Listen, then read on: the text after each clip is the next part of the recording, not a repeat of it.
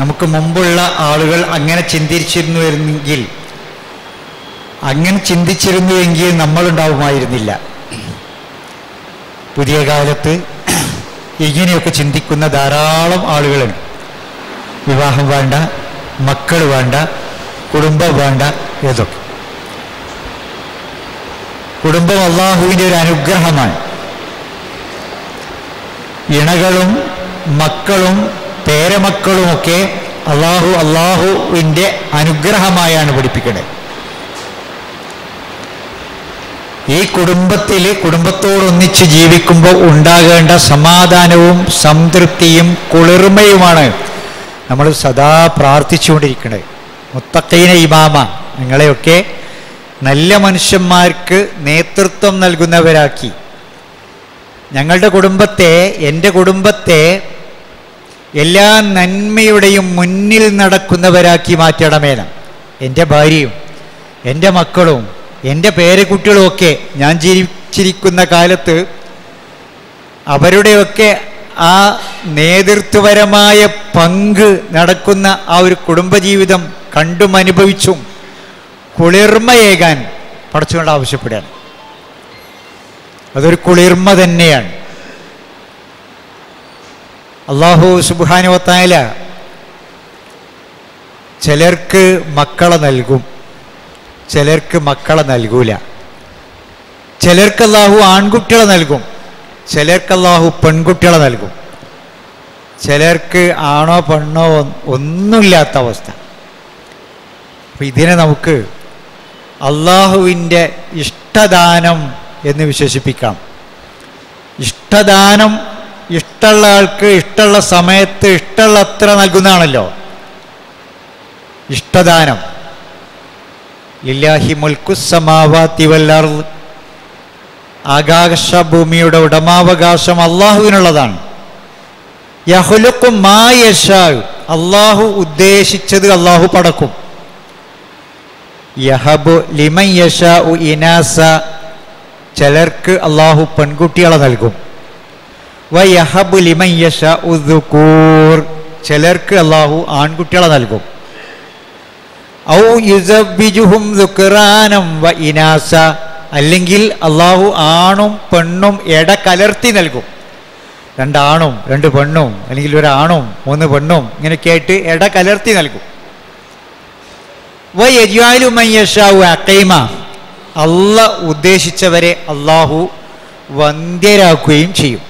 ആണോ പെണ്ണോ ആയി ഒന്നുമില്ലാത്ത അവസ്ഥയിലും അള്ളാഹു സൃഷ്ടിക്കും. ഇതിൻ്റെ പൂർണ്ണ ഉടമാവകാശി അള്ളാഹുവാണ്.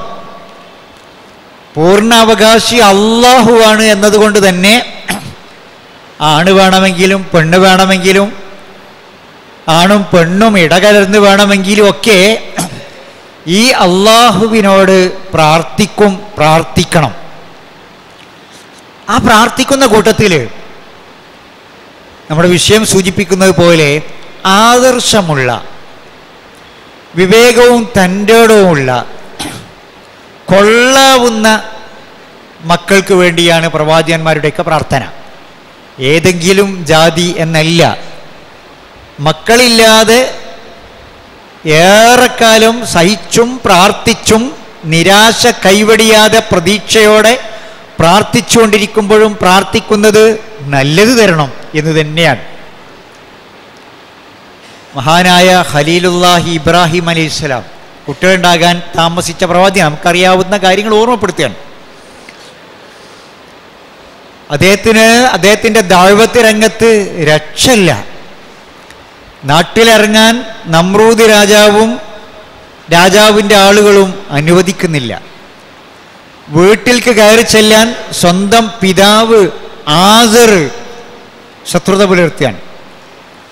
അവസാനം ആ വീട് വിട്ടിട്ട് ഒരു പോക്ക് ആ പോണ സമയത്ത് ഖലീലുല്ലാഹി അള്ളാഹുവിനോട് ആവശ്യപ്പെടുന്നത്, ഇന്നി ദാഹിബുൻ ഇലാ റബ്ബി സയഹ്ദീൻ, ഞാനിതാ പോവുകയാണ്. ഇന്നി ദാഹിബുൻ ഇലാ റബ്ബി സയഹ്ദീൻ, പടച്ചോൻ്റെ മാർഗത്ത് ഞാൻ പോവാണ്. അള്ളാഹു എന്തെങ്കിലും ഒരു വഴി കാണും, പടച്ചോൻ എൻ്റെ മാർഗത്തിൽ എന്തെങ്കിലും ഒരു വഴി കാണും ആ വഴി ആവശ്യപ്പെട്ട് വീട്ടിൽ നിന്ന് ഞാനിതാ പോവാണ് എന്ന് പറയുമ്പോൾ അതിൻ്റെ കൂടെ പറഞ്ഞൊരു വാക്ക്, അതാണ് നമ്മുടെ വിഷയത്തിൻ്റെ മർമ്മം. റബ്ബി ഹബ്ലി മിനസ് സ്വാലിഹീൻ, സ്വാലിഹായ ഒരു കുട്ടിയെ നൽകണമെന്നാ. ഒരു കുട്ടിയെ എന്ന് പറഞ്ഞ് അവസാനിപ്പിച്ചിട്ടില്ല. റബ്ബി ഹബ്ലി മിനസ് സ്വാലിഹീൻ, സ്വാലിഹായ ഒന്നിനെ നൽകണമേ. നമ്മളും സന്താനലബ്ധിക്ക് വേണ്ടിയുള്ള പ്രാർത്ഥന, നമ്മുടെ പ്രാർത്ഥനയും അങ്ങനെ തന്നെ ആവണം. നല്ലത് തരണം റബ്ബേ, നല്ലത് തരണം എന്ന് തന്നെ ആയിരിക്കണം.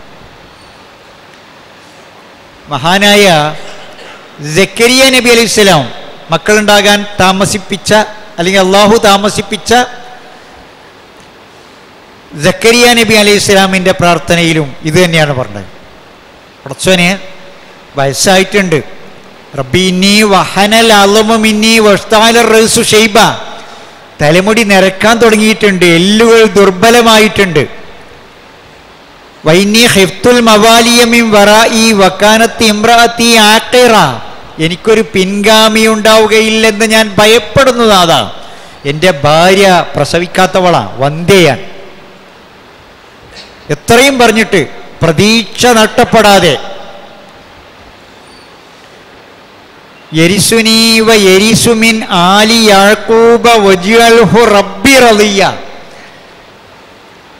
ഞാൻ പ്രതീക്ഷിക്കുന്നത്, ഞാൻ ആഗ്രഹിക്കുന്നത്, ഞാൻ ആവശ്യപ്പെടുന്നത് യാക്കൂബ് നബിയുടെയും എൻ്റെയും കുടുംബത്തിൻ്റെ അനന്തരമേറ്റെടുക്കാൻ കഴിവുള്ള ഒരു സന്താനത്തെനാ, നീ തൃപ്തിപ്പെട്ട ഒരു സന്താനത്തെ. യരിസുനീ വ യരിസുമിൻ ആലി യാക്കൂബ, അത് നബിമാരുടെ കുടുംബ, പ്രവാചകന്മാരുടെ തറവാടാണ് യാക്കൂബ് നബിയുടെ തറവാട്. യാക്കൂബ് നബിയുടെ പേരക്കുട്ടിയാണ് പ്രാർത്ഥിക്കുന്നത്. യാക്കൂബ് നബിയുടെ മകൻ ഇസ്ഹാഖ് നബി, ഇസ്ഹാഖ് നബിയുടെയും ഇസ്മായിൽ നബിയുടെയും പിതാവ് ഇബ്രാഹിം നബി, ആ പ്രവാചക തറവാട് നിർവഹിച്ചു പോന്ന ദൗത്യം, അതിൻ്റെ അനന്തരാവകാശം ഏറ്റെടുക്കാൻ കഴിവുള്ള ഒരു നല്ല സന്താനത്തെ എനിക്ക് നീ നൽകണമേനാ. നിന്റെ ദീന് ദഅവത്ത് നടത്തുന്ന കുടുംബമാണ് ഞങ്ങളുടെ കുടുംബം. അക്കുടുംബത്തിൻ്റെ പാരമ്പര്യം നിലനിർത്താൻ, അത് പിന്നീടും നിർവഹിച്ചു പോരാൻ ഒരു പിൻഗാമിയെ തരണമേനാ നമ്മളൊക്കെ ആഗ്രഹിക്കേണ്ട. അങ്ങനെയാണ്, ഏതെങ്കിലും ഒരു ചപ്പു ചവർ അല്ല. നമ്മളെ കുടുംബം കാര്യബോധവും തൻ്റെ ഏടും വിവേകവും ഒക്കെ ഉള്ള, ഇത്തരം കാര്യങ്ങളൊക്കെ നിർവഹിക്കാൻ പറ്റുന്ന മക്കളാകാൻ വേണ്ടി ആഗ്രഹിക്കേണ്ടത് ഓരോ പിതാവിൻ്റെയും ബാധ്യതയാണ്. ഈ സക്കരിയ നബിയുടെയും ഖലീലുല്ലാഹ് ഇബ്രാഹിം നബി അലൈഹി ഇസ്ലാമിൻ്റെയും പ്രാർത്ഥന അള്ളാഹ് കബൂൽ ചെയ്ത് രണ്ടുപേർക്കും അള്ളാഹു മക്കളെ നൽകി. മഹാനായ ഖലീലുല്ലാഹ് ഇത് ലഭിച്ചപ്പോൾ പടച്ചവനോട് നന്ദി പറയുന്ന രൂപം നോക്കൂ. അൽഹംദുലില്ലാഹില്ലദീ വഹബ ലി അലൽ കിബരി ഇസ്മാഈല വ ഇസ്ഹാഖ ഇന്ന റബ്ബീ ലസമീഉദ് ദുആ. വയസ്സുകാലത്ത് പ്രായം അംഗീകരിക്കുകയാണ്. സക്കരിയാമ്മയുടെ പ്രാർത്ഥനയിലും പറഞ്ഞല്ലേ, മുടി നിരക്കാൻ തുടങ്ങിയിട്ടുണ്ട്, എല്ല് നിർബലമായിട്ടുണ്ടെന്നൊക്കെ. പ്രായം അംഗീകരിച്ചുകൊണ്ട്, പലപ്പോഴും നമുക്കുള്ള മടി അതാണ്, നമുക്ക് ആയ പ്രായം നമ്മൾ അംഗീകരിച്ചു കൊടുക്കൂല. ആയ പ്രായം ആളുകളിൽ നിന്ന് എങ്ങനെയെങ്കിലും മറച്ചു വെക്കാൻ ശ്രമിക്കണവരാണ് നമ്മൾ. ഇവിടെ പ്രായം പറഞ്ഞുകൊണ്ടാ, പ്രായം അംഗീകരിച്ചുകൊണ്ടാ പടച്ചോനെ വയസ്സുകാലത്ത് എനിക്ക് നീ ഇസ്മായിൽ ഇസ്ഹാഖ് എന്നീ രണ്ട് മക്കളെ നൽകിയ നിനക്ക് സർവസ്തുതിയും അൽഹംദുലില്ലാഹ്. ഇന്ന റബ്ബീ ലസമീഉദ് ദുആ, തീർച്ചയായും എൻ്റെ റബ്ബ് ദുആ കേൾക്കുന്നവനാണ്. അള്ളാഹ് എൻ്റെ ദുആ കേട്ടല്ലോ എന്ന നന്ദി രേഖപ്പെടുത്തുകയാണ്. ഞാൻ സൂചിപ്പിക്കുന്നത്, ഈ പ്രവാചകന്മാരൊക്കെ ആവശ്യപ്പെടുന്നത്, പ്രാർത്ഥിക്കുന്നത് നല്ല കുടുംബത്തിന് വേണ്ടിയാണ്. മഹാനായ യാക്കൂബ് നബി അലൈഹിസ്സലാം മരണമാസന്നമായ സമയത്ത് മക്കളെയൊക്കെ വിളിച്ചേർത്തിയാണ്. കാര്യമായ വസിയത്ത്, കാര്യമായി മക്കളുടെ അഭിപ്രായം തേടൽ. അം കുൻതും ശുഹദാ ഇദ് ഹളറ യാക്കൂബൽ മൗത്ത്, യാക്കൂബ് നബിക്ക് മരണമാസന്നമായ സമയത്ത് നിങ്ങളെങ്ങാനും ഹാജറുണ്ടായിരുന്നെങ്കിൽ, യാക്കൂബ് നബി മരിക്കാൻ പോണ ആ സമയത്ത് അതിന് നിങ്ങളും ഞാനും ദൃക്സാക്ഷികളായിരുന്നെങ്കിൽ എന്നാ ഖുർആൻ പറഞ്ഞത്. നമ്മളെങ്ങാനും ആ സമയത്ത് ഹാജറുണ്ടായിരുന്നെങ്കിൽ ഗുണപാടുണ്ടായില്ല എന്നാ പറഞ്ഞത്. ഹാജരായിരുന്നുവെങ്കിൽ ഇത് കാല ലി ബനീഹി, അദ്ദേഹം മക്കളോട് ചോദിച്ച സന്ദർഭം, മാ തഅ്ബുദൂന മിൻ ബഅദി, ഉപ്പാന്റെ കുട്ടികൾ ഉപ്പാന്റെ ശേഷം എന്തിനെയാണ് ആരാധിക്കുക? അതാ മരണമാസന്നമായ പിതാവിൻ്റെ ആശങ്ക, ബാപ്പാന്റെ കുട്ടികൾ ഈ ആദർശത്തിൽ ഉണ്ടാകൂലേ എന്ന ബേജാറ്. അത് കുട്ടികളോട് ആശങ്ക തീർക്കുക. ബാപ്പ മരിച്ചുപോയാൽ, ബാപ്പ അത്രയും കാലം അള്ളാഹിൻ്റെ ദീന് ദഅവത്ത് ചെയ്തുകൊണ്ട് ലാ ഇലാഹ ഇല്ലല്ലാഹയുടെ ദഅവത്തിന് വേണ്ടി ഇത്രയും കാലം, ഈ ആയുഷ്കാലം, ഈ ആരോഗ്യമൊക്കെ ചെലവഴിച്ച് ബാപ്പാക്ക് പേടി മക്കളുടെ കാര്യത്തിലാണ്. മക്കളെ, ബാപ്പാന്റെ ആദർശത്തിൽ നിങ്ങൾ ഉണ്ടാവുമോ? ഇല്ലേ, നിങ്ങൾ എന്തിനെ ആരാധിക്കും? ഒരു നല്ല പിതാവ് ചിന്തിക്കേണ്ടതിനാണല്ലേ. നല്ല ഒരു പൊതുപ്രവർത്തകൻ, ഒരു ദീനീ പ്രവർത്തകൻ, ഒരു മഹല്ല് ഭാരവാഹി, ഒരു ദഅവത്ത് സംഘടനയുടെ പ്രവർത്തകനൊക്കെ ആഗ്രഹിക്കേണ്ടത് ഞാൻ നിർവഹിച്ചു പോന്ന ഈ ആദർശം എൻ്റെ ശേഷം എൻ്റെ മക്കൾ ഏറ്റെടുക്കാൻ കൊള്ളാവുന്നവരാകുമോ എന്നാണ്. അങ്ങനെ നിങ്ങൾ ഏറ്റെടുക്കൂലേ എന്ന് സംശയം ചോദിക്കേണ്ടതും അവരെ ബോധ്യപ്പെടുത്തേണ്ടതും ഇതിനു വേണ്ടി വളർത്തേണ്ടതുമാണ്. ഈ മക്കള് ബാപ്പാന്റെ മക്കൾ തന്നെയാണ്, നല്ല മക്കളാണ്. ആ ബാപ്പാന്റെ ചോദ്യത്തിന് അവർ പറഞ്ഞ മറുപടി, ഖാലൂ നഅ്ബുദു ഇലാഹക വ ഇലാഹ ആബാഇക ഇബ്രാഹീമ വ ഇസ്മാഈല വ ഇസ്ഹാഖ് ഇലാഹം വാഹിദ വ നഹ്നു ലഹു മുസ്ലിമൂൻ. ബാപ്പ ബേജാറാണ്ട, ഞങ്ങൾ നിങ്ങളുടെ ഇലാഹിനെ, നിങ്ങളുടെ പിതാക്കളായ ഇസ്മായിൽ, ഇസ്ഹാഖ്, ഇബ്രാഹിം, നമ്മളെ വല്യാപ്പമാര്, അവരുടെയൊക്കെ ഇലാഹിനെ തന്നെ ആരാധിക്കും. വനഹ്നു ലഹു മുസ്ലിമൂൻ, ഞങ്ങൾ പൂർണ്ണമായും ആ ഇലാഹിന് കീഴ്പ്പെട്ടവരായിരിക്കും. മഹാനായ യാക്കൂബ് നബിയുടെ 1 ഡസൻ മക്കൾ പറഞ്ഞ മറുപടി, അത് 12 മക്കൾ പറഞ്ഞ മറുപടിയാണ്. ആ വാപ്പാക്ക് ഇത് കേട്ട് മരിക്കുന്നതിൽ എത്ര നിർവൃതി ഉണ്ടാവും. എൻ്റെ കുട്ടികൾ എൻ്റെ മാർഗത്തിൽ തന്നെ ഉണ്ട് എന്ന് മക്കളിൽ നിന്ന് തന്നെ വാക്ക് വാങ്ങി മരിക്കുമ്പോൾ ഉണ്ടാകുന്ന ഒരു സന്തോഷം ചിലർക്കെങ്കിലും ഈ അവസരം ലഭിക്കാതെ പോകുന്നു. ഖേദകരാണ്. ഒരു ആദർശ പിതാവിനെ സംബന്ധിച്ചിടത്തോളം, ഒരു ആദർശ പ്രബോധകനെ സംബന്ധിച്ചിടത്തോളം, ഒരു ആദർശ പ്രബോധന സംരംഭത്തിലെ പങ്കാളിയായ ഒരാളെ സംബന്ധിച്ചിടത്തോളം അയാളുടെ ആദർശത്തിൽ ആളുകൾ, മക്കളില്ല എങ്കിൽ, ഭാര്യയില്ല എങ്കിൽ അതൊരു പ്രയാസം തന്നെയാണ്. അങ്ങനെ ചില അനുഭവങ്ങൾ പ്രവാചകന്മാർക്ക് പോലും ഉണ്ടായി. ഖുർആൻ പ്രത്യേകം എടുത്ത് പറയാം. കൊള്ളരുതാത്ത ചവറ് ഭാര്യ, കൊള്ളരുതാത്ത ചവറ് മകൻ ഒക്കെ ഖുർആൻ പരിചയപ്പെടുത്തി തന്നതാണ്.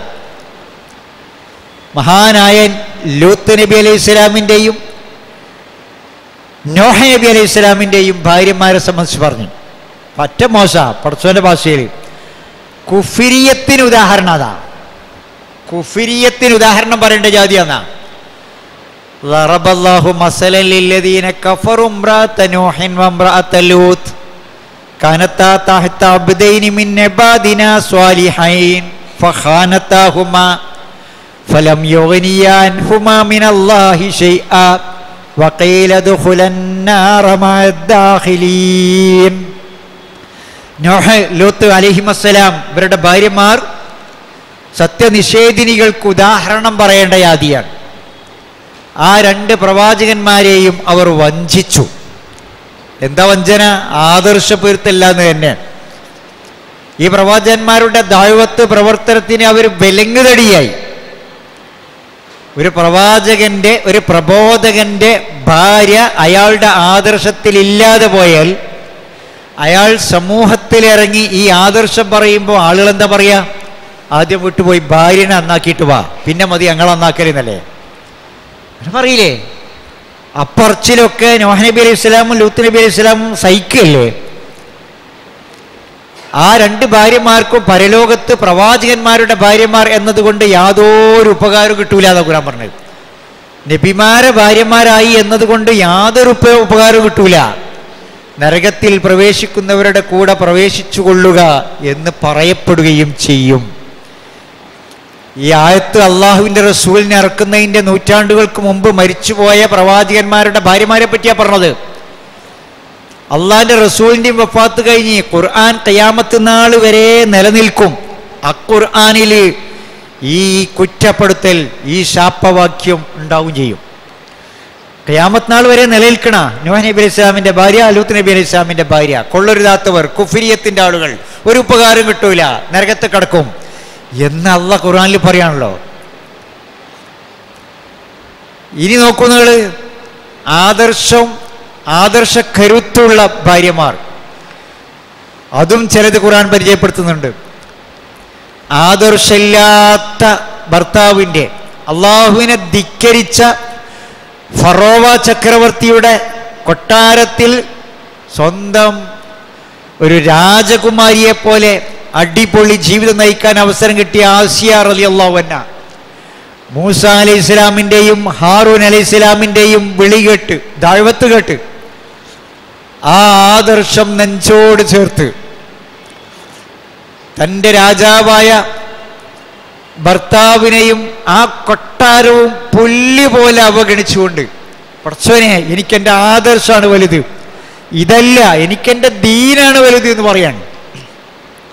എന്നിട്ട് പടച്ചോനെ പ്രാർത്ഥിക്കുക. അവിടെ കൊട്ടാരത്തിൽ സമാധാനമില്ല, നിലനിൽപ്പില്ല, ഭീഷണികളോട് ഭീഷണിയാണ്. അതൊക്കെ സഹിച്ചും പൊറുത്തും ആദർശം മുറുകെ പിടിച്ചു നിന്ന ആസിയ റളിയല്ലാഹു അൻഹ പ്രാർത്ഥിക്കുകയാണ്. റബ്ബി ബിനി ലി ഇൻദക ബൈതൻ ഫിൽ ജന്ന വനജ്നി മിൻ ഫിർഔന വഅമലിഹി വനജ്നി മിനൽ ഖൗമിൽ ളാലിമീൻ. റബ്ബേ, ഫിർഔനിൽ നിന്നും അവൻ്റെ ആളുകളിൽ നിന്നും എന്നെ രക്ഷിക്കണമേ, നീ മാത്രമാണ് തുണ. സ്വർഗത്തിൽ നിന്റെ അടുക്കൽ എനിക്കൊരു വീടുണ്ടാക്കി തരണമേ.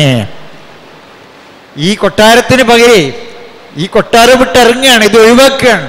പടച്ചോനെ പകരം റബ്ബി ബിനി ലി ഇൻദക ബൈതൻ ഫിൽ ജന്ന, സ്വർഗത്തിൽ നിന്റെ അടുക്കൽ ഒരു വീടുണ്ടാക്കി തരണമേ. അതാണ് ആദർശം. പെണ്ണല്ലേ, അവിടെ എല്ലാ സുഖാഡംബരത്തോടു കൂടി ജീവിക്കാൻ അവസരം കിട്ടിയില്ലേ, അതൊക്കെ അവഗണിക്കുകയാണ്, വലിച്ചെറിയാണ്. കുടുംബത്തിലെ ആദർശമാണ് വലുത്. മഹാനായ റസൂൽ തിരുമേനി സല്ലല്ലാഹു അലൈഹി വസല്ലമക്ക് ആദർശപ്പൊരുത്തുള്ള ഭാര്യയെ നബിക്ക് മറക്കാൻ കഴിയണില്ല. ഇവിടെ ഭാര്യമാരൊക്കെ അങ്ങനെയാണ്. പ്രത്യേകിച്ച് ഖദീജത്തുൽ കുബ്ര റളിയല്ലാഹു അൻഹ, ആരും കൂടെയില്ലാത്ത സമയത്ത് ഹിറാ ഗുഹയിൽ നിന്ന് വഹയി കിട്ടി വന്ന് ഈ ആദർശം പറഞ്ഞപ്പം ഉടനെ വിശ്വസിച്ച ഭാര്യ, അതൊരു സൗഭാഗ്യമാണ്. കൂടെ ഭാര്യ വിശ്വസിച്ച് കൂടെ ഉണ്ടാവുക എന്നുള്ളത്. ജനങ്ങൾ എന്നിൽ അവിശ്വസിച്ചപ്പോൾ ഖദീജ എന്നിൽ വിശ്വസിച്ചു എന്ന് റസൂലുള്ളാഹി അവരുടെ മരണശേഷവും ആവർത്തിച്ചു പറയും. ജനങ്ങൾ എന്നെ ഒറ്റപ്പെടുത്തിയപ്പോൾ ഖദീജ എന്നെ സഹായിച്ചു. ഖദീജയിലൂടെ എനിക്ക് 6 മക്കളുണ്ടായി. കുട്ടികളുടെ ഉമ്മ എന്ന ബന്ധവും, ജനങ്ങൾ ബഹിഷ്കരിച്ച അബൂ ത്വാലിബിന്റെ മലഞ്ചെരുവിൽ ഭക്ഷണം കിട്ടാതെ താമസിച്ചപ്പോൾ കൂടെ ഉണ്ടായിരുന്നത് ഈ ഖദീജ ബീവിയായിരുന്നു. സ്ത്രീകളിൽ ആദ്യം ഈ ദീൻ ഉൾക്കൊണ്ടത് ഖദീജ ബീവിയാണ്. അത് മറക്കാൻ കഴിയില്ല ആദർശബന്ധം. ഇതുപോലെ ആദർശബന്ധം ഇല്ലാത്ത, മാതാവിന് ജനിച്ച പ്രവാചകന്റെ ആദർശബന്ധം ഇല്ലാത്ത മകനെ ഖുർആൻ പരിചയപ്പെടുത്തുന്നു. എന്തേ സംഗതി? അമ്മാന്റെ മോനായി പോയി. അമ്മാന്റെ മോനായി. നേരത്തെ പരിചയപ്പെടുത്തിയ നൂഹ് നബി അലൈഹി സ്വലാം, നൂഹ് നബി അലൈഹി സ്വലാമിന്റെ മകൻ വിശ്വസിച്ചില്ലല്ലോ, കൂടെ ഉണ്ടായില്ലല്ലോ, ഭാര്യ വിശ്വസിച്ചില്ലല്ലോ. നൂഹ് നബി അലൈഹി സ്വലാം 950 കൊല്ലമൊക്കെ ദഅവത്ത് നടത്തിയിരുന്ന, അതിൽ കുറച്ച് കാലമൊക്കെ ഈ ഭാര്യ കൂടെ ഉണ്ടല്ലോ. ഒരു മകനുണ്ടായി, വലിയ പ്രതീക്ഷയായിരിക്കുമല്ലോ ഒരു മകനുണ്ടാവുമ്പോൾ, ഒരു ആൺകുട്ടി ഉണ്ടാവുമ്പോൾ കൂടെ ദഅവത്തിന് ഉപകരിക്കും എന്ന ആ പ്രതീക്ഷക്കൊത്ത് ഉണ്ടായില്ല. അവസാനം നൂഹ് നബി അലൈഹി സ്വലാം പറഞ്ഞ് അല്ലാഹു തആല തൂഫാൻ മുഖേന നശിപ്പിക്കും. ഈ ആദർശമുള്ള ആളുകളൊക്കെ എൻ്റെ കൂടെ കപ്പലിൽ കയറണം. കപ്പൽ നിർമ്മാണം തുടങ്ങിയപ്പോൾ ഭാര്യ പരിഹസിച്ച് കളിയാക്കാൻ തുടങ്ങി.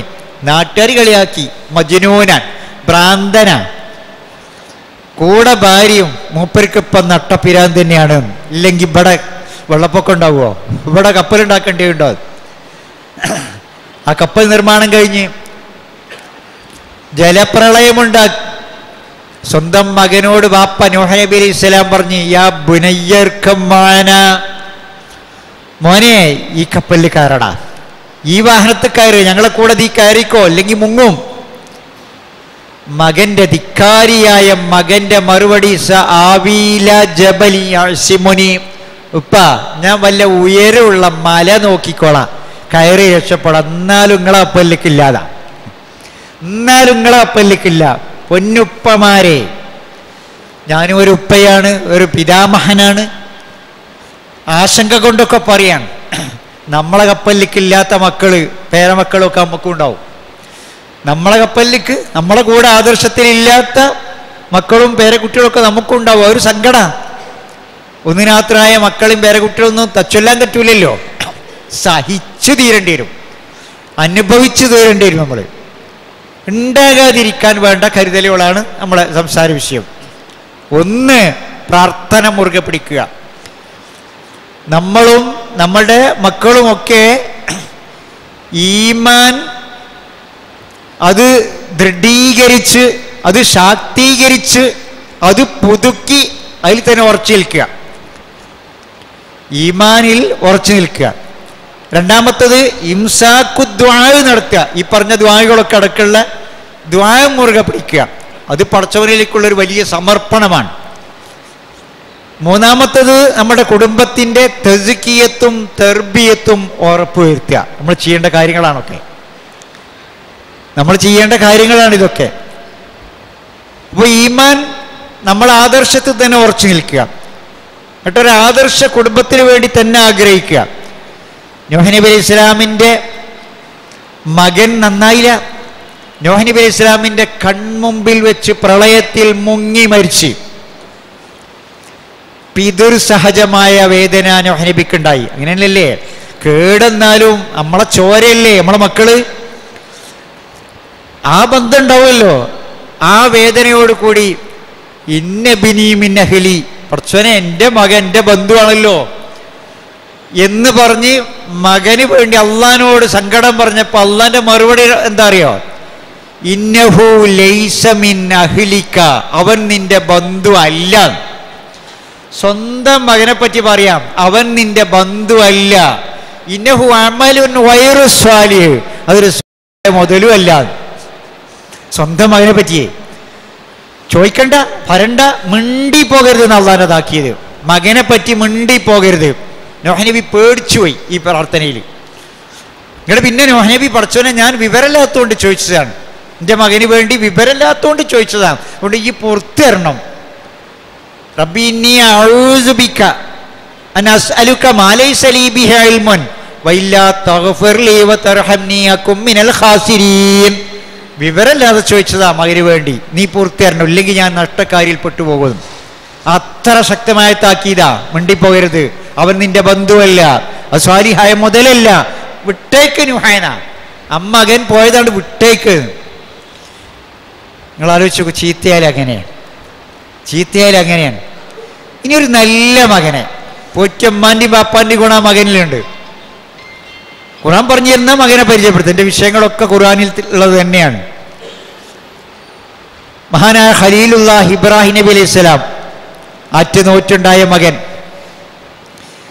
ഇറാഖിൽ നിന്ന് ഈ മോനെയും മോൻ്റെ ഉമ്മാനെയും ഹാജറിനെയും ഇസ്മായിലിനെയും മക്കയിൽ കൊണ്ടുപോയി താമസിപ്പിക്കണമെന്ന് പടച്ചോൻ്റെ കൽപ്പന ഉണ്ടായി. മക്ക, ഹിജാസിലെ മക്ക, പാറക്കെട്ടുകൾ മാത്രം നിറഞ്ഞ മക്ക, അറേബ്യയിലെ ഹിജാസ് സംസ്ഥാനത്തിലെ ഈ മക്ക എന്ന് പറഞ്ഞ പ്രദേശം, ചെറുപ്പത്തിൽ ഇങ്ങനെ താരീഖുകളിലൊക്കെ മക്ക മണലാരണ്യം എന്നൊക്കെ വായിച്ച് പഠിച്ചിട്ടുണ്ടെങ്കിലും മക്കയിൽ യഥാർത്ഥത്തിൽ മണലാരണ്യമൊന്നുമില്ല. അവിടെ പാറക്കെട്ട് തന്നെയാണ്. ഇതിൻ്റെ പരിസരത്തൊക്കെ മണലാരണ്യാണ്, കരിമ്പാറക്കെട്ടാണ്. ആ പാറക്കെട്ട് കൊണ്ടുപോയി താമസിപ്പിക്കാനാണ് അള്ളാഹിൻ്റെ കൽപ്പന. അവിടെ കൊണ്ടുപോയി താമസിപ്പിച്ച്, എന്നിട്ട് ഈ മകന് വേണ്ടി, മകൻ്റെ ഉമ്മാക്ക് വേണ്ടി, ഇനി ഇവരുടെ ശേഷം പിൽക്കാലത്ത് ഉണ്ടാകാൻ പോകുന്ന തലമുറക്ക് വേണ്ടി കൂടി മഹാനായ ഇബ്രാഹിം നബി അലൈഹി സ്വലാം, ഈ ആദർശ പിതാവ് പ്രാർത്ഥിക്കുകയാണ്. പല കാര്യങ്ങളും അതിലെന്തൊക്കെയുണ്ട്? റബ്ബീനി അസ്കൻതു മിൻ ദുരിയത്തി ബിവാദിൻ ഗൈരി ദി ദർഇൻ ഇൻദ ബൈതിക്കൽ മുഹറം റബ്ബനാ ലിയുഖീമുസ് സ്വലാത്ത. ഒന്നതാ, ഇവിടെ താമസിപ്പിച്ചു പോവുകയാണ്, ആളില്ലാത്ത കൃഷിയില്ലാത്ത ഈ പ്രദേശത്ത്. അതുകൊണ്ട് അവരെ നമസ്കാരം നിലനിർത്തുന്നവരാക്കണം. ബാപ്പ ആഗ്രഹിക്കേണ്ടതാ, എൻ്റെ അടുത്ത തലമുറ നമസ്കാരം നിലനിർത്തുന്നവരാകണം. റബ്ബി ജഅൽനി മുഖീമസ്സലാത്ത് വമിൻ ദുരിയതി. എന്നെ മാത്രമല്ല, എൻ്റെ കുട്ടികളെയും. ഇബ്രാഹിം നബി പല കാര്യങ്ങളും അള്ളാഹിനോട് ആവശ്യപ്പെടുമ്പോഴൊക്കെ ഇത് ചോദിക്കുന്നുണ്ട്, എൻ്റെ കുട്ടികളെയും എന്ന് പറയുന്നുണ്ട്, എൻ്റെ മക്കളെയും. ഇന്നീ ജായിലുക ലിന്നാസി ഇമാമ. ഇബ്രാഹിമേ, താങ്കളെ ഈ ഉമ്മത്തിൻ്റെ ഇമാമാക്കിയിരിക്കുന്നു. ഖാല വമിൻ ദുരിയത്തി, എൻ്റെ കുട്ടികളെയും. പക്ഷേ എൻ്റെ കുട്ടികളെ എങ്ങനെ ആക്കണം എന്നുള്ളത് ഇബ്രാഹിം നബിയുടെ പ്രാർത്ഥനയിലൊക്കെ കാണാൻ സാധിക്കും. റബ്ബി ഇന്നി അസ്കൻതു മിൻ ദുരിയത്തി ബിവാദിൻ ഗൈരി ദി ദർഇൻ ഇൻദ ബൈതിക്കൽ മുഹറം റബ്ബനാ ലിയുഖീമുസ് സ്വലാത്ത ഫജഅൽ അഫ്ഇദതം മിനന്നാസ്. ജനമനസ്സുകളെ ഇവരിലേക്ക് നീ ആകർഷിപ്പിക്കണമേ. ഇവരും ആളുകളും തമ്മിലുള്ള ബന്ധം ഉണ്ടാണ്. ഇതൊക്കെ നമ്മളെ കുട്ടികൾക്ക് വേണ്ടി നമ്മൾ പ്രാർത്ഥിക്കേണ്ടത് തന്നെയാണ്. കുട്ടികൾ നമസ്കാരം നിലനിർത്തുന്നവരാകണം. അതിനു വേണ്ടിയുള്ള ഉപദേശവും പ്രചോദനവും പ്രേരണയും പരിശീലനവും ഒക്കെ സാഹചര്യങ്ങളും ഒക്കെ നമ്മൾ ഉണ്ടാക്കി കൊടുക്കണം. പിന്നെ മനുഷ്യന്മാരും ഇവർ തമ്മിലുള്ള ബന്ധം ഉണ്ടാകും. എൻ്റെ കുട്ടികളും സമൂഹവും തമ്മിൽ, എൻ്റെ കുട്ടികളും കുടുംബവും തമ്മിൽ ബന്ധം ഉണ്ടാകണം, ബന്ധിപ്പിക്കണം. ഇതൊക്കെ ഇങ്ങനെ പറയണം എന്താ വെച്ചാൽ ഇന്ന് ഇല്ലാതാകുന്ന സംഗതിയാണ്. കുട്ടികൾ അവരിലേക്ക് ചുരുങ്ങിക്കൂടിയാണ്. കുടുംബമായിട്ട് വാപ്പ ഉമ്മ അടുത്ത എന്നും കാണേണ്ട എപ്പോഴും കൂടെ ഉണ്ടാകേണ്ട ആളുകളായിട്ട് പോലും ബന്ധം വളരെ കുറഞ്ഞു തരികയാണ്. വാപ്പയായിട്ട് ഞങ്ങൾ വലിയ അടുപ്പൊന്നുമില്ല, ഉമ്മാനോടാണ് ഞങ്ങൾ കാര്യം പറയല്. ഹയർ സെക്കൻഡറി പഠിക്കുന്ന കുട്ടികളുടെ പ്രതികരണം അത്. വാപ്പയായിട്ട് ബന്ധമില്ലാതെയായിപ്പോയി. ഒന്നിനാത്രം ഞങ്ങളായി. വാപ്പാക്കുണ്ട് താടി മീശയും എനിക്കുണ്ട് താടി മീശയും, പിന്നെ എന്തിനാ വാപ്പാനെ വാപ്പാന്ന് വിളിക്കണമെന്ന് ചോദിച്ചിട്ടുണ്ട് പണ്ടൻ മകൻ. വാപ്പാനേക്കാളും വളർന്നിട്ടുണ്ട്. ഇല്ലെങ്കിൽ തന്നെ അങ്ങനെയാണല്ലോ. വാപ്പയൊക്കെ ഏതോ നൂറ്റാണ്ട് ജീവിക്കേണ്ട ആളുകൾ, ലോകം തിരിയാത്ത ആള്. ഉമ്മക്കൊന്നും അറിയില്ല. ഞങ്ങളുടെ സ്വാതന്ത്ര്യം ഞങ്ങൾ തീരുമാനിച്ചോളാം, ഞങ്ങളെ കാര്യമൊക്കെ അതിൽ നിങ്ങൾ ഇടപെടണ്ടാന്ന്. അങ്ങനെയല്ല പലതും. ഇപ്പോൾ മക്കളുടെ കാര്യം പറയുമ്പോൾ മാതാപിതാക്കൾക്ക് മക്കളുള്ള ബാധ്യത പറയുമ്പോൾ ഈ കല്യാണം കഴിപ്പിച്ചു കൊടുക്കുക എന്നൊരു സംഗതി ഉണ്ട്. കഴിപ്പിച്ചു കൊടുക്കുക എന്നാൽ അതിന് അവസരമില്ല. അത് ഞങ്ങൾ കഴിച്ചോളാം, അത് നിങ്ങൾ ഇടപെടണ്ട. എന്തൊരു സംഗതി. ഒരു വാപ്പാക്കും ഉമ്മാക്കും എന്തൊരു പൂതി ഉണ്ടാവും, ഒരു മകൻ വളർന്നു വന്ന് ഒരു മകൾ വളർന്നു വന്ന് ഒന്ന് കെട്ടിച്ചു കൊടുക്കാൻ, ഓനെക്കൊണ്ട് പെണ്ണ് കെട്ടിച്ചു കൊടുക്കാൻ, അല്ലെങ്കിൽ ഓളെ ഒരുത്തൻ്റെ കയ്യിൽ ഏൽപ്പിച്ചു കൊടുക്കാൻ ഒരു ആഗ്രഹം ഉണ്ടാവില്ലേ, വലിയ പ്രതീക്ഷ ഉണ്ടാവില്ലേ. ജീവിതത്തിൻ്റെ അനുഭവ സമ്പത്തുള്ള ഇവർക്ക്, ഇവരെന്താ ആഗ്രഹിക്കുക? നല്ല ഭർത്താവ്, നല്ല ഭാര്യ എന്നതിനൊക്കെ ഇവർക്കൊരു സങ്കല്പം ഉണ്ടാവും. ഒരു ചുക്കും അറിയാത്ത ഈ ചെറുപ്പക്കാരനും ചെറുപ്പക്കാരിയും പറയും അതിൽ നിങ്ങൾ ഇടപെടേണ്ടാന്ന്. അത് ഞങ്ങൾക്കറിയാം, നിങ്ങളെക്കാളേന്നാ. ആരെ സ്വീകരിക്കണമെന്ന് ഞങ്ങൾക്കറിയാം. ഇതൊരു സങ്കടമാണ്. ഇവിടെ പിന്നെ എന്താ ചെയ്യണ അറിയോ? അങ്ങനെ തീരുമാനമെടുത്ത് അവർ പരസ്പരം തീരുമാനമെടുത്ത് ഞങ്ങൾ കല്യാണം കഴിച്ചുകൊണ്ട് നിങ്ങളതിൽ ഇടപെടേണ്ട, മഹല്ല് ഇടപെടേണ്ട, മതസംഘടനകൾ ഇടപെടേണ്ട, മാതാപിതാക്കളോ കുടുംബക്കാരോ അതിൽ ഇടപെടേണ്ട, ഇത് ഞങ്ങളുടെ ഫ്രീഡം, ഞങ്ങളുടെ സ്വാതന്ത്ര്യം എന്ന് പറഞ്ഞ് അവസാനം അവർ 1, 2, 3 ചിലപ്പോൾ അതിലും അധികം കൊല്ലം അങ്ങനെ ഇണകളെ പോലെ കഴിച്ചുകൂട്ടി. നാണുണ്ട് ഇതൊക്കെ പള്ളി എന്ന് പറയുമ്പോൾ. മുസ്ലിം കുടുംബത്തിൽ ജാതി അവസ്ഥ ഉള്ളതുകൊണ്ട് പറയാതിരിക്കാനും വയ്യ. ഇണകളെ പോലെ കഴിച്ചുകൂട്ടി. അവർ പലയിടത്തും ലിവിങ് ടുഗദർ നടത്തി. അവരെ ഒരുമിച്ച് പാർക്കിൽ കണ്ടിട്ടുണ്ട് പലതവണ, ബീച്ചിൽ കണ്ടിട്ടുണ്ട് പലതവണ, റിസോർട്ട് കണ്ടിട്ടുണ്ട്. അവരങ്ങനെയൊക്കെ നടന്ന് അവസാനം പിന്നെ അവർക്ക് ഒരു അംഗീകാരത്തിന് വേണ്ടി ഒരു നിക്കാഹ് കർമ്മം പള്ളി കമ്മിറ്റിയൊക്കെ ഇടപെട്ട് പള്ളി കമ്മിറ്റിയുടെ റെക്കോർഡ് ചെയ്ത് പള്ളി ഖാദി ഖതീബ് ഖുതുബ നിർവഹിച്ച് ബന്ധുക്കൾ കാരണന്മാരൊക്കെ കൂടിയിരുന്ന് ഈ ആളുകളൊക്കെ മൈന്താക്കി എന്നായി പറഞ്ഞതിൻ്റെ അർത്ഥം. ഇവരൊക്കെ ഇത് സംഗതി ഓല് തീരുമാനിച്ചിട്ടുണ്ട്, നടക്കേണ്ടതൊക്കെ നടന്നിട്ടുണ്ട്. പിന്നെ നടന്നതിന് ശേഷമുള്ള ഇതിനൊന്നും ഒരു പുതുമ ഉണ്ടാവില്ല. പിന്നെ നടക്കണേനൊന്നും ഒരു പുതുമ ഉണ്ടാവില്ല.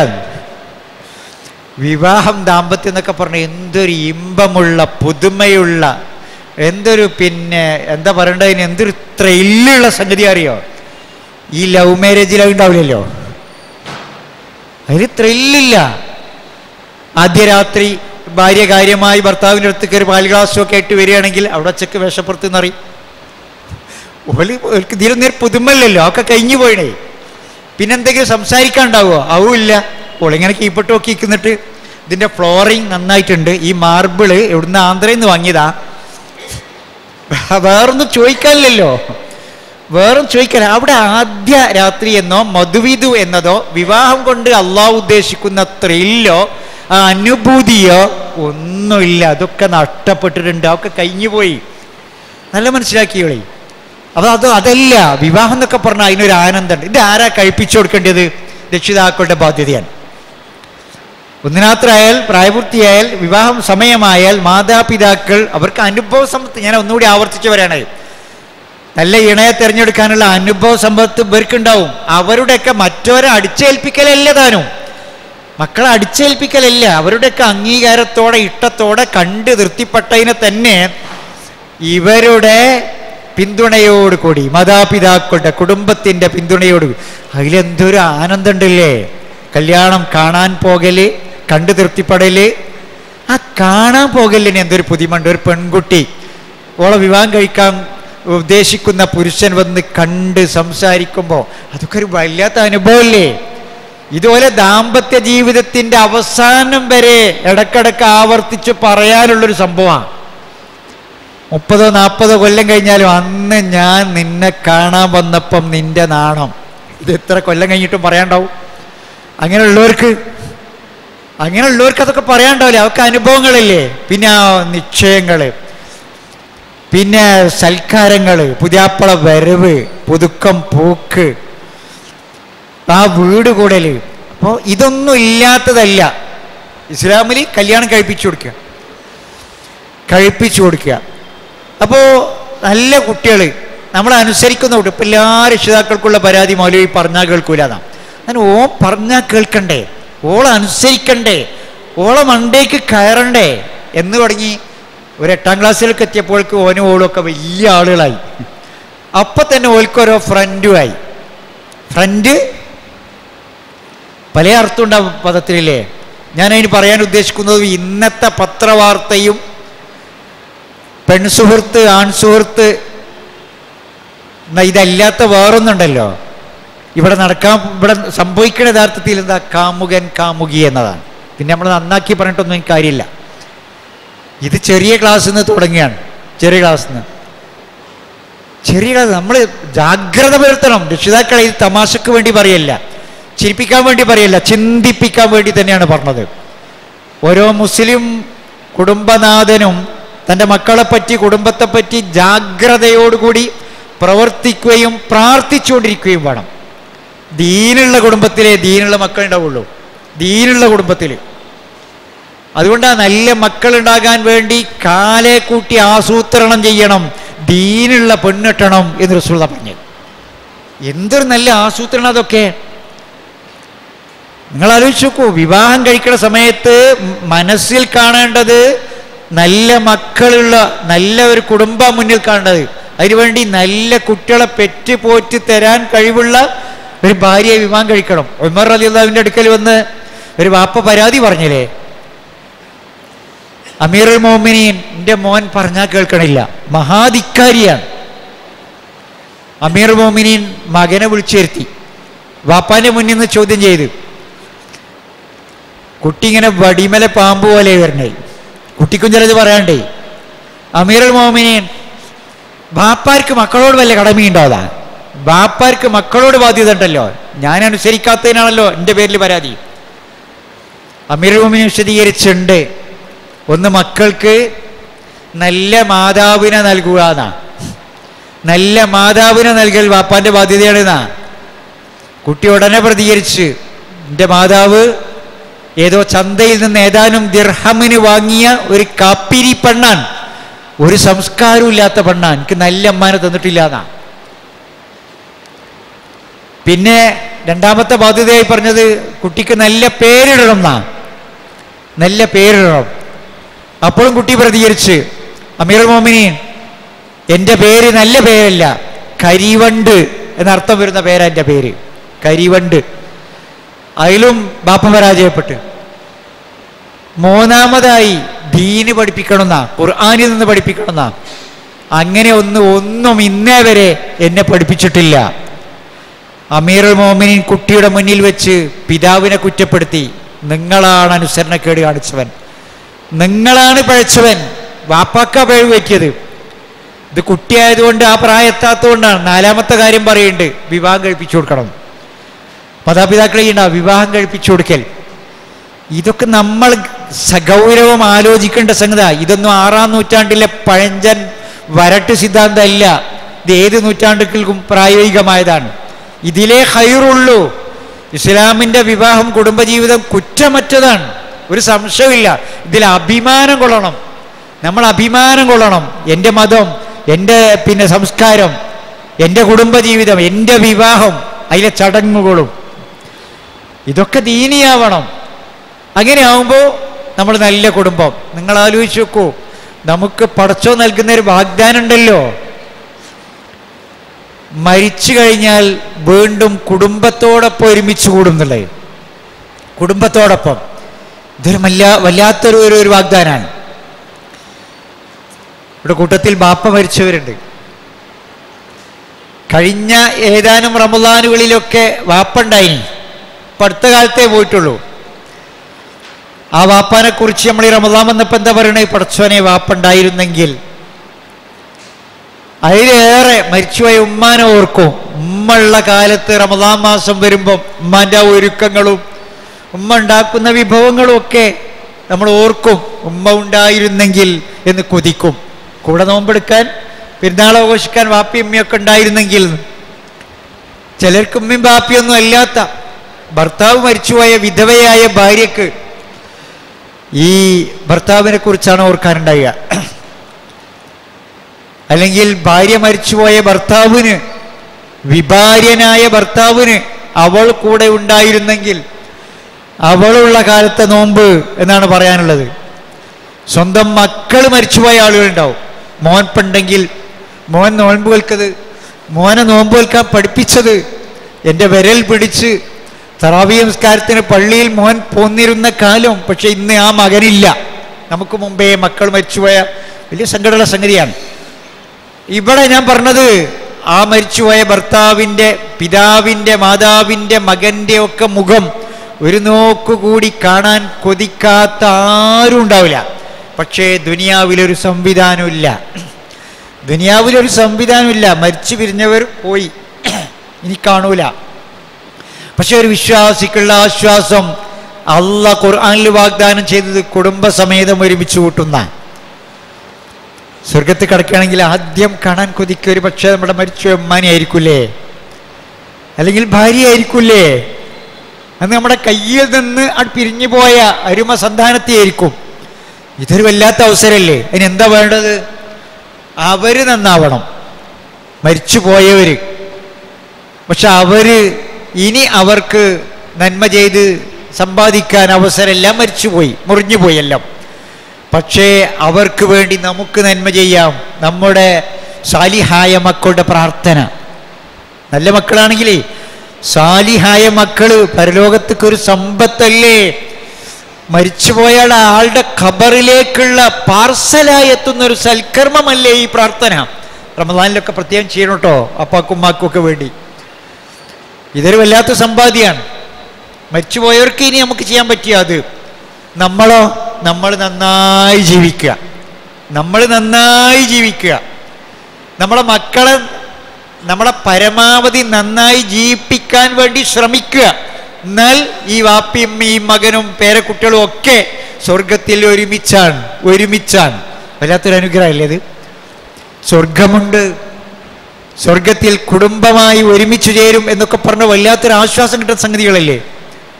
ഇതൊക്കെ ലഭിക്കണമെങ്കിൽ നമ്മൾ ജാഗ്രത പുലർത്തണം, നന്നായി പടച്ചവനോട് പ്രാർത്ഥിക്കുക. ഞാൻ ആ പ്രാർത്ഥിച്ച പ്രാർത്ഥന ഖുർആൻ സൂറ ഫുർഖാനിലെ ആയത്ത് ഒന്നുകൂടി ആവർത്തിക്കുക. നമുക്കൊക്കെ മനപ്പാടുള്ളൂ നമ്മളൊക്കെ പറയണതും. റബ്ബനാ ഹബ്ലനാ മിൻ അസ്വാജിനാ വസുരിയാത്തിനാ ഖുർറത അയുൻ വജഅൽനാ ലിൽ മുത്തഖീന ഇമാമ. ഞങ്ങളുടെ ഇണകളിലൂടെയും മക്കളിലൂടെയും നീ ഞങ്ങൾക്ക് കൺകുളിർമ നൽകണമേ. ഈ ഇണകൾ ദീനുള്ളവരാകണം, ഇണകൾ ആദർശമുള്ളവരാകണം. ആദർശമുള്ള ഭാര്യ അതൊരു സമ്പാദ്യമാണ്. ആദർശമുള്ള ഭാര്യ സർവസമ്പത്തിനേക്കാൾ വലിയ സമ്പാദ്യമാണ്. ദുനിയാവിൽ സുഖവിഭവങ്ങൾ, ആഡംബര വസ്തുക്കൾ പലതുമുണ്ട്, സുഖവിഭവങ്ങൾ ഏറെയുണ്ട്. ഖൈറു മതാഇഹ, ദുനിയാവിലെ ഏറ്റവും നല്ല സുഖവിഭവം അൽ മർഅത്തു സ്വാലിഹ, സ്വാലിഹത്തായ ഭാര്യയാണ്. അള്ളാഹുവിന്റെ റസൂലാ പറഞ്ഞത്. അത് ആദർശ ബന്ധും പൊരുത്തും അനുസരണമൊന്നും ഇല്ലാത്ത ഭാര്യമാരുടെ ഭർത്താക്കന്മാർക്ക് ഇത് വേഗം ബോധ്യമാവും. അങ്ങനെയുള്ള ആളുകളാ പറയല്, മൗലവി ഞാൻ പെട്ടതന്നെ ഇനിയിപ്പോൾ എന്താ ചെയ്യും മൗലവി, 1-2 കുട്ടികളും ആയില്ലേ. പിന്നെ കയ്പ് നീര് കുടിച്ച് സഹിച്ച് കഴിയാൻ ഇനിയിപ്പോൾ എന്താ ചെയ്യാൻ, ഞാൻ പെട്ടതന്നെ. ആദർശപ്പൊരുത്തല്ലാത്തൊരു ഭർത്താവിൻ്റെ ഭാര്യക്കുണ്ടാകുന്ന അവസ്ഥ അതുതന്നെയായിരിക്കും. ദീനില്ല അയാൾക്ക്, വേറൊരു കുഴപ്പമില്ല, സ്വത്തും മുതലും സ്നേഹവും കാര്യവും ഒക്കെ ഉണ്ട്, പക്ഷെ ദീനില്ല. വലിയ സങ്കടമായിരിക്കൂലേ അത്? ഓളെന്താ പറയുക, ഞാൻ ഈ വീട്ടിൽ ഇയാളുടെ കൂടെ ഞാൻ വന്ന് പെട്ടില്ലേ എന്നാണ്. ഒരു ബന്ധപ്പെടല. ഇനിയിപ്പോൾ എന്താ ചെയ്യുക, കുട്ടികളുടെ ബാപ്പ ഏതായാലും മൂപ്പരന്നെയല്ലേ എന്നാണ്. അപ്പോഴേക്കും 1-2 കുട്ടികളുമായി. അപ്പം അങ്ങനെ സഹിക്കേണ്ടി വരുന്നതല്ല ജീവിതം. ആനന്ദിച്ച് ആസ്വദിച്ച് സമാധാനത്തോടെ സന്തോഷത്തോടെ പ്രായം കൂടിയവരും കുറഞ്ഞവരും ഇണകളും ഒക്കെ അടങ്ങുന്ന കുടുംബം എന്തൊരാനന്ദകരമാണ്. അതാണ് ദീനീ കുടുംബം, അതാണ് ദീനീ കുടുംബം. അങ്ങനെ ആവാൻ വേണ്ടി നമ്മൾ ആഗ്രഹിക്കുകയും നിരന്തരം പ്രാർത്ഥിക്കുകയും ചെയ്യേണ്ടതുണ്ട് എന്നാണ്. നിരന്തരം പ്രാർത്ഥിക്കുക. മക്കളുടെ കാര്യത്തിൽ മക്കൾ അനുഗ്രഹമാണ്, മക്കൾ ശത്രുക്കളാണ്, മക്കൾ അഹങ്കരിക്കുന്ന വസ്തുക്കളാണ്. ഇതൊക്കെ ഖുർആൻ പറഞ്ഞതാ. മക്കളിലും സമ്പത്തിലും നിങ്ങൾ അള്ളാഹിനെ കുറിച്ച് അശ്രദ്ധരാവരുതേ, പടച്ചോനെ മറക്കരുത്. സ്വത്തോന്ന് വിചാരിച്ചിട്ട് മക്കളോന്ന് വിചാരിച്ചിട്ട് അങ്ങനെ ആവരുതേ എന്ന് വെള്ളിയാഴ്ച ദിവസം ഇമാമ് ഉറക്കെ ഓതി കേൾപ്പിക്കുക നമ്മളെ. യാ അയ്യുഹല്ലദീന ആമനൂ ലാ തുൽഹിക്കും അംവാലുക്കും വലാ ഔലാദുക്കും അൻ ദിക്രില്ലാഹ്. നിങ്ങളുടെ സമ്പത്തും നിങ്ങളുടെ മക്കളും നിങ്ങളെ ദൈവസ്മരണയിൽ നിന്ന് തിരിച്ചു കളയാതിരിക്കട്ടെ. ഫമൻ യഫ്അൽ ദാലിക ഫൗലൈക ഹുമുൽ ഖാസിറൂൻ. ആരെങ്കിലും അങ്ങനെ ആയാൽ നഷ്ടക്കാരിൽപ്പെട്ടു പോകും. അപ്പോൾ മക്കളുടെ കാര്യത്തിൽ നമ്മൾ ജാഗ്രത പുലർത്തണം. അതുപോലെ ദീനുള്ള കുട്ടികൾ, നമ്മൾ പറഞ്ഞ ദുനിയാവിൽക്കും ആഖിറത്തിൽക്കും ദീനുള്ള മക്കൾ നമുക്ക് ഉപകരിക്കും. ഉപ്പനെ അനുസരിക്കുന്ന, ബഹുമാനിക്കേണ്ടവരെ ബഹുമാനിക്കുന്ന, വാത്സല്യം കാണിക്കേണ്ടവരോട് വാത്സല്യം കാണിക്കുന്ന, അതൊക്കെയല്ലേ ഒരു വീട് എന്ന് പറഞ്ഞാൽ. വീട്ടിലേക്ക് കയറി ചെല്ലുമ്പോൾ ഇമ്പുണ്ടാകുന്ന അതല്ലേ. വീട് മനോഹരമായി അലങ്കരിച്ച് നല്ല സീനത്താക്കിയിട്ടുണ്ട്. അതിൻ്റെ മതിൽക്കെട്ടും ഗേറ്റും മുറ്റവും ഒക്കെ കണ്ണുകൾക്ക് ആനന്ദകരമാണ്, അലങ്കാരമാണ്. വീടിനകത്ത് കയറിയാലും ഷോക്കേസിനകത്ത് ഒരുപാട് അലങ്കാര വസ്തുക്കളുണ്ട്. ഒരു പട്ടിക്കൂടും അതിലൊരു ആനന്ദകരമായ കുളിർമ തോന്നുന്ന ഒരു പട്ടിക്കുട്ടിയുണ്ട്, പക്ഷിക്കൂടുണ്ട്, പാറിക്കളിക്കുന്ന ലവ് ബേർഡ്സ് ഉണ്ട്, അക്വേറിയമുണ്ട്, അലങ്കാര മത്സ്യങ്ങളുണ്ട്. പക്ഷേ ജീവൻ തുടിക്കുന്ന ഓടിക്കളിക്കുന്ന ഒരു കുട്ടിയുടെ അത്ര അലങ്കാരം ഇതൊന്നും ആവില്ല. ആ വീട്ടിനകത്ത് ജീവൻ തുടിക്കുന്ന ഓടിക്കളിക്കുന്ന കുട്ടികളുണ്ടെങ്കിൽ അതായിരിക്കും ഏറ്റവും അധികം കണ്ണുകൾക്ക് ആനന്ദം നൽകുന്നത്, കുളിർമ നൽകുന്നത്. അത് നന്നാവണമെങ്കിൽ ശ്രദ്ധിക്കാതിരുന്നാൽ നന്നാവില്ലല്ലോ. വളരലും വളർത്തലും രണ്ടാണ്. മക്കളെ വളർത്തുക എന്ന ഖുർആന്റെ പ്രയോഗം തർബിയത്താണ്. തർബിയത്താണ്, താനേ വളരലല്ല. വളർത്തുന്നതിന് നല്ല ഗുണം ഉണ്ടാവും. അപ്പോൾ നിങ്ങൾക്ക് ഒരു കൃഷി ഓഫീസിൽ നിന്ന് വിത്ത് കിട്ടി വിചാരിക്കും. അല്ല, 3 ആൾക്ക് വിത്ത് കൊടുത്ത്, ഒരേ വിത്ത് ഒരാൾക്ക് കിട്ടിയ വിത്ത് അയാൾ കൊണ്ടുപോയി നട്ടത് സീസൺ പരിഗണിക്കാതെ, കാലാവസ്ഥ നോക്കാതെ. അതെന്തായി? അത് മുളച്ച് മുരടിച്ചാട് പോയി, തുള്ളി തെറിച്ച് പോയി, അല്ലെങ്കിൽ വെയിലേറ്റ് കരിഞ്ഞു പോയി, സീസൺ നോക്കാത്തതുകൊണ്ട്. അങ്ങനെ ഇല്ലാതെയായി. രണ്ടാമത്തെ ആൾക്ക് കിട്ടിയത് വേരോട്ടവും വളക്കൂറും ഇല്ലാത്ത മണ്ണാണ്. പാറക്കെട്ടുകളിലെവിടെയോ കൊണ്ടുപോയി നട്ട്, അതും മുളച്ച് മുരടിച്ചു പോയി, പുഷ്പിക്കുകയോ കായ്ക്കുകയോ ചെയ്തില്ല. മൂന്നാമത്തെ ആൾക്ക് കിട്ടിയ വിത്ത് അയാൾ സീസൺ നോക്കി, നല്ല മണ്ണ് നോക്കി നട്ട്, വെള്ളവും വളവും ചേർത്ത് അത് നന്നായി പൂക്കുകയും കായ്ക്കുകയും ചെയ്തു. ഇതുപോലെ തന്നെയാണ് അള്ളാഹ് നമുക്ക് തന്ന മക്കളും. ചിലർക്ക് കൊടുത്തത് മുരടിച്ചു പോവും, അത് പാറക്കെട്ടിലാവും. ചിലർക്ക് ആവശ്യമായ പരിഗണന കിട്ടാത്തതുകൊണ്ടാവും, നശിച്ചു പോവും. എന്നാൽ പരിഗണനയും നല്ല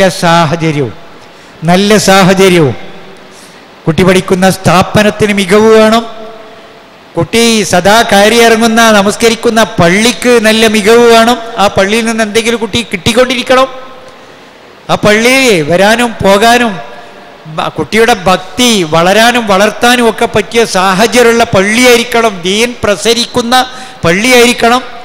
വീട് നല്ല ഗുണകാംക്ഷയോട് കൂടിയുള്ള നിർദ്ദേശങ്ങളും ഉപദേശങ്ങളും കിട്ടുന്ന വീടായിരിക്കണം.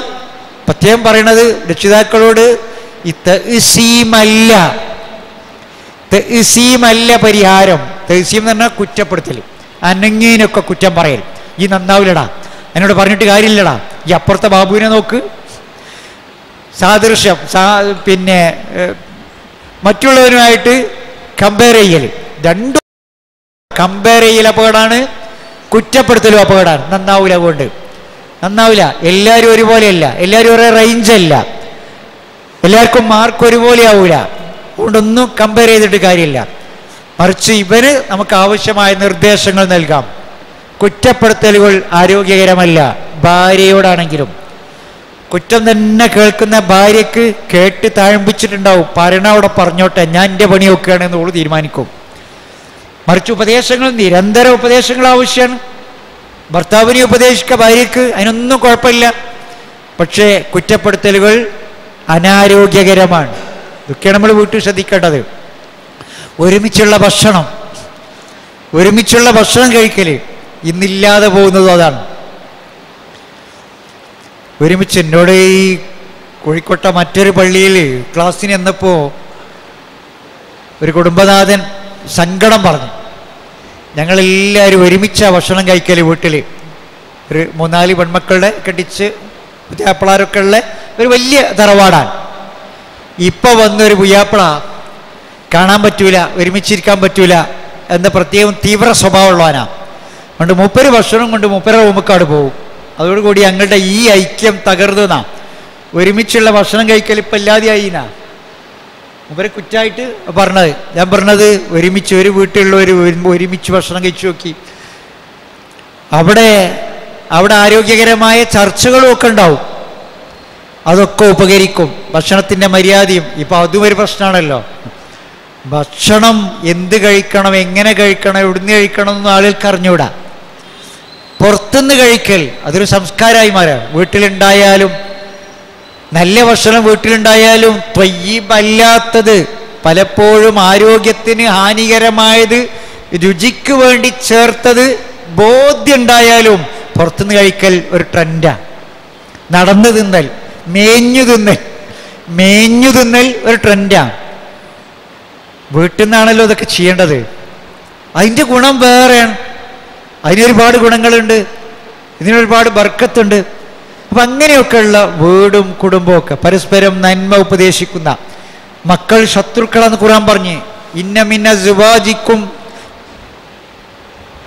നിങ്ങളുടെ ഇണകളിൽ അതുപോലെ ബനീൻ മക്കളിലും അതുവല്ലക്കും നിങ്ങളുടെ ശത്രുക്കളുണ്ട്. ഭാര്യ ശത്രുവായി മാറിയാൽ എന്തായിരിക്കും അവസ്ഥ? കടന്നുറങ്ങാൻ ധൈര്യം ഉണ്ടാവുമോ? ഉറക്കത്തിൽ വകവരുത്തിയ ഭാര്യമാരുടെയും ഭർത്താക്കന്മാരുടെയും കഥകൾ സമീപകാലത്ത് നമ്മൾ വായിച്ചിട്ടില്ലേ? ഇപ്പം അതിനേക്കാൾ വലിയ ഭീഷണി മക്കളാട്ടോ. പാപ്പാരെ നേരം പുലരുമ്പോൾ ഉടലുമ തലണ്ടായിക്കൊള്ളുന്നില്ല. മകൻ്റെ സ്വഭാവം മാറിയാണ്. അവൻ്റെ പെരുമാറ്റത്തിലൊക്കെ ചില മാറ്റങ്ങൾ കാണാൻ തുടങ്ങിയിട്ടുണ്ട്. പിന്നെ എവിടെയാണ് അവസാനിക്കുന്നത് പറയാൻ പറ്റില്ല. അവന് പൈസ കിട്ടണ്ടേ, വാപ്പാനെ വകവരുത്തിയിട്ട് പൈസ കിട്ടാൻ പറ്റുന്നുണ്ടെങ്കിൽ ഓൻ പണത്തിന് വേണ്ടി വാപ്പാനെ കൊല്ലും. യാതൊരു സംശയമില്ല. താമരശ്ശേരി ഉമ്മാനെ കൊന്നില്ലേ, 9ാം ക്ലാസ്സുകാരൻ ഉമ്മാനെ കൊന്നില്ലേ, വെട്ടി കൊന്ന്. തിരുവനന്തപുരത്ത് വല്യമ്മാനെയും മൂത്താപ്പാനെയും മൂത്തമ്മാനെയും അനുജനെയും സുഹൃത്തിനെയും കൊന്നില്ലേ. 5 എണ്ണത്തിനെ മനുഷ്യൻ മൃഗമായി മാറും, അല്ല മൃഗത്തെക്കാൾ അത് പതിക്കും. ഇത് ഖുർആൻ പറഞ്ഞതാ. മനുഷ്യൻ മോശമായാൽ മൃഗത്തെക്കാളും പിന്നെ അതപ്പതിക്കുമെന്ന് ഖുർആൻ പറഞ്ഞത് എത്ര സത്യം. ഒരു മൃഗം ഇങ്ങനെ 4-5 എണ്ണത്തിനെ ഒന്നിച്ച് കൊല്ലുവോ, വകവരുത്തുവോ? അതിൻ്റെ ബാക്കിയുള്ള അതേ വർഗത്തിൽപ്പെട്ട പിന്നെ വല്യമ്മാനിയും ഇവരെയൊക്കെ അങ്ങനെ ചെയ്യുമോ? ഏതെങ്കിലും ഒരു മൃഗം, ഒരു ക്രൂര ജന്തു മൃഗം ചെയ്യുമോ? ചെയ്യൂല. അതൊക്കെ ചെയ്യൽ മനുഷ്യന്മാരാ. അപ്പം മൃഗത്തെക്കാളും തരം താഴും. മനുഷ്യൻ പഴിച്ച പിന്നെ ആ രൂപത്തിലായി പോകും. അതുകൊണ്ട് നമ്മളൊക്കെ വീട്ടിൽ വളരുന്ന നമ്മുടെ മക്കള് എപ്പോഴേ പഴിച്ചത്, എവിടുന്നേ പഴിച്ച, നമ്മളെല്ലോ കണ്ടുകൊണ്ടിരിക്കുക, നോക്കിക്കൊണ്ടിരിക്കുക. നമ്മളെ മടിത്തട്ടിൽ വളർന്ന് നമ്മളെ വീട്ടിൽ തന്നെയാണ് കൗമാരവും ബാല്യവും ഒക്കെ. LP സ്കൂളിൽ പഠിച്ചതും ഹൈസ്കൂളിൽ പഠിച്ചതും ഹയർ സെക്കൻഡറി പഠിച്ചതും ഒക്കെ നമ്മളെ വീട്ടിൽ നിന്ന്. എവിടുന്നേ പഴിച്ചു പോയത്, എവിടുന്നേ പിന്നെ ഒരു ഡൈവേർഷൻ ഉണ്ടായത്, വഴിത്തിരിവ് എവിടുന്നേ സംഭവിച്ചേ അറിയില്ല. ഏതായാലും ഹയർ സെക്കൻഡറിയിൽ എത്തിയപ്പോഴേക്ക് അവൻ്റെ സ്വഭാവമായി. പിന്നെ അവൻ്റെ സംസാരത്തിന് മാറ്റം, അവൻ്റെ വേഷത്തിന് മാറ്റം, അവൻ്റെ ഡ്രസ്സിങ്ങിൽ മാറ്റം. ഇതൊക്കെ ഇങ്ങനെ ചെറുപ്പത്തിൽ കാണാൻ തുടങ്ങുമ്പോൾ തന്നെ ഹെയർ കട്ടിങ് അടക്കം ശ്രദ്ധിക്കണമെന്ന് ഞാൻ പറഞ്ഞത്. ഏതെങ്കിലും ഒരു രൂപത്തിൽ മാത്രമേ പാടുള്ളൂ എന്നൊന്നും അല്ല ഞാൻ പറഞ്ഞത്. പക്ഷെ അതൊക്കെ ആളുടെ മനുഷ്യന്മാരുടെ കൂട്ടത്തിൽ മനുഷ്യൻ കേട്ടാൽ അയ്യേ കോലം കണ്ടില്ലേ എന്ന് അറപ്പ് കാണിക്കുന്ന, മുഖം ചുളിക്കുന്ന രൂപത്തിലാണ് കുട്ടി തലമുടി വെട്ടി വരുന്നതെങ്കിൽ പറയണം, മോനെ ഇത് നമുക്ക് പറ്റിയല്ലടാ, ഇത് നമ്മളെ കുടുംബത്തിനും നമ്മുടെ സംസ്കാരത്തിനും. ഈ പള്ളിയിലൊക്കെ പോണ ആളല്ലേ, ഈ പള്ളിയിൽ ഇങ്ങനെ സഫിൽ ഈ കോലത്തിൽ തലമുടിയുള്ള ആരെങ്കിലും കണ്ടുകണോ? അത് ചെയ്യണോ ചെയ്തോട്ടെ, നമുക്ക് പറ്റിയല്ല എന്ന് ഓനെ ബോധ്യപ്പെടുത്തണം. ഞാൻ പറഞ്ഞത് ഒരു മുടിവെട്ടൽമേലായിരിക്കും തുടങ്ങണത്. പിന്നെ ഓനിങ്ങനെ ഈ സമൂഹത്തിൻ്റെ, നമ്മുടെ മഹലിൻ്റെ, ജമാഅത്തിൻ്റെ ഈ പിന്നെ ഇതിന്ന് അവിടെ പുറത്തേക്ക് ഇങ്ങനെ പുറമ്പോക്കൊക്കെ പോവുകയാണ്. മുഖ്യധാരയിൽ നിന്നും പുറമ്പോക്കിലേക്ക് പോകും. തുടക്കം ചിലപ്പോൾ അവൻ്റെ ഒരു പാൻറ് തുന്നിയടുത്ത് നിന്നായിരിക്കും, അല്ലെങ്കിൽ മുടി വെട്ടിയടുത്ത് നിന്നൊക്കെ ആയിരിക്കും. പിന്നെ അവനിങ്ങനെ പയ്യെ പുറമ്പോക്കിലേക്ക് പോകും. പിന്നെ അവനെ പിടിച്ചാൽ കിട്ടൂല. 1ാം സഫിലുണ്ടായിരുന്ന കുട്ടി, ബാങ്ക് കേട്ടാൽ ഉടനെ പള്ളിയിൽ വരുന്ന കുട്ടി, പിന്നെ അതിലൊന്നും ഇവന് വലിയ താല്പര്യം ഉണ്ടാവില്ല. അഥവാ വരികയാണെങ്കിൽ സമൂഹത്തിൻ്റെ അംഗീകാരത്തിന് വേണ്ടി വെള്ളിയാഴ്ച ഖുത്ബ അവസാനിക്കാൻ നേരത്തായിരിക്കും വരുന്നത്. ഇടത്തോട് സലാം വീട്ടലും വേണം പോലും കയ്യുണ്ടാവും. അവനങ്ങനെ അവസാന ഒതുർത്ത് കയറുന്ന അവിടെ എവിടെയെങ്കിലും ആയിരിക്കും അവൻ്റെ സ്ഥാനം. ഒരു മരിച്ച വീട്ടിൽ ചെന്നാൽ പുറത്തെ പിന്നെ ബാത്റൂമിൻ്റെ ചുമരും ചാരി എവിടെയെങ്കിലും നിൽക്കും, ആളടേക്കും വരില്ല. ഓൻ്റെ തലയും മുടിയൊക്കെ ആകുലത്തിലാണ്. അപ്പോൾ ഓനൊരു അപകർഷതാബോധം വരും.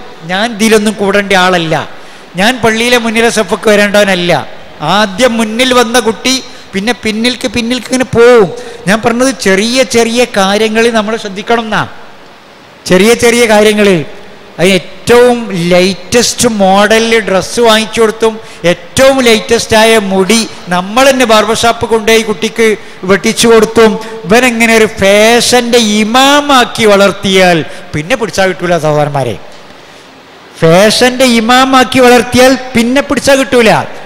അപ്പോൾ ഫാഷന് അതിരുകളുണ്ട്, ഇസ്ലാമിൻ്റെ അതിർവരമ്പുകളുണ്ട്. ആവാവുന്നത് അനുവദനീയമായടത്ത് നമ്മൾ കുടുംബമൊക്കെ നിൽക്കണം. നമ്മൾ പെൺകുട്ടികൾക്കൊക്കെ ഡ്രസ്സ് വാങ്ങിക്കൊടുക്കുമ്പോഴൊക്കെ എന്ന് പറഞ്ഞാൽ ഇതൊക്കെ നമ്മൾ ശ്രദ്ധിച്ചേ പറ്റൂ. ചെറിയ കാര്യങ്ങൾ പോലും ശ്രദ്ധിച്ചാൽ മക്കൾ നമ്മുടെ കൂടെ ഉണ്ടാവും. ഈ മക്കൾ നമുക്ക് അനുഗ്രഹമായി മാറും. അപ്പോൾ അലങ്കാരമാകണമെങ്കിൽ നമ്മൾ ശ്രദ്ധിക്കണം, അല്ലെങ്കിൽ അലങ്കോലമായി നമ്മുടെ മക്കൾ വളരും. നമ്മളല്ലോ ഇണകൾ പരസ്പരം ആദർശപ്പൊരുത്തവും സ്നേഹവും കാരുണ്യമൊക്കെ ഉള്ളത് അത് ദുനിയാവിലെ സർവ്വസമ്പത്തിനേക്കാളും വലിയൊരു മുതൽക്കൂട്ടാണ്. അപ്പോൾ ദുനിയാവിലും ആഖിറത്തിലും നമുക്ക് ഉപകരിക്കാൻ നമ്മുടെ കുടുംബത്തിൻ്റെ കാര്യത്തിൽ ജാഗ്രത പുലർത്തുകയും പ്രാർത്ഥിക്കുകയും വേണം.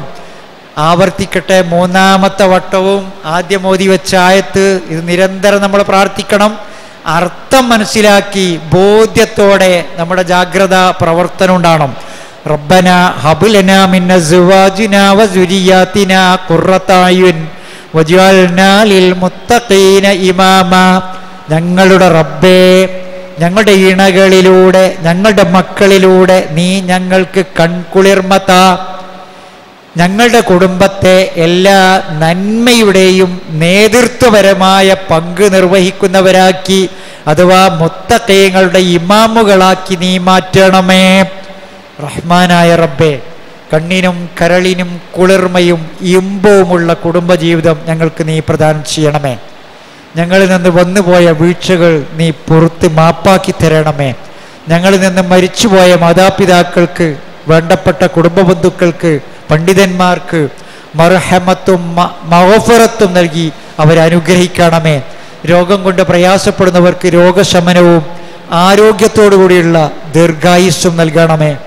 اللهم اغفر للمؤمنين والمؤمنات والمسلمين والمسلمات اللهم احينا على الكتاب والسنة وامتنا مع الإيمان والتوبة اللهم اعز الإسلام والمسلمين وأذل الشرك والمشركين اللهم أجرنا من النار اللهم أجرنا من النار اللهم أجرنا من النار ربنا اصرف عنا عذاب جهنم إن عذابها كان غراما إنها ساءت مستقرا ومقاما ربنا هب لنا من أزواجنا وذرياتنا قرة أعين واجعلنا للمتقين إماما ربنا آتنا في الدنيا حسنة وفي الآخرة حسنة وقنا عذاب النار وقنا عذاب النار وقنا عذاب النار